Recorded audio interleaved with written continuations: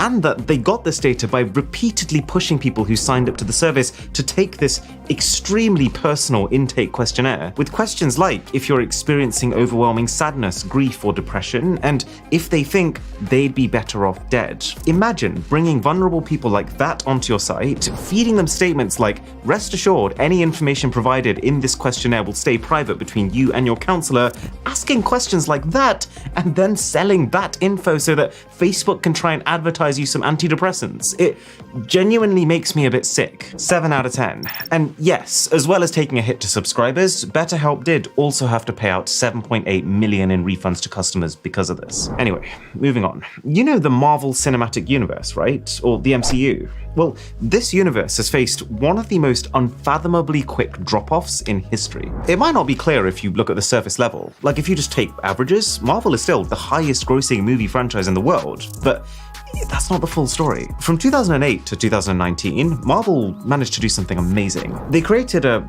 very literal web of 22 full-length movies, almost all individually strong and all completely interconnected, slowly building towards the ultimate climax that was Avengers Endgame. And that peak was such a high peak.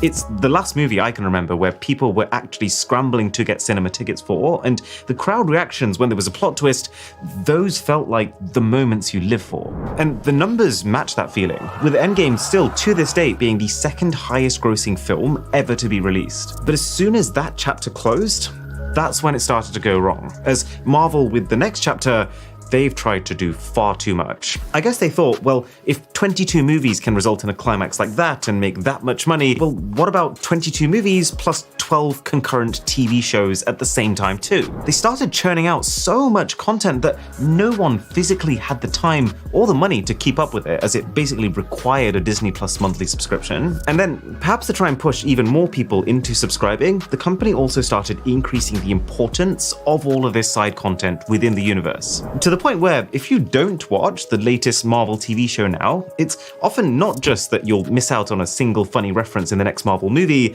but that you'll actually be approaching that movie with a significantly worse understanding of the characters than someone who has put their career on hold to actually keep up with it all.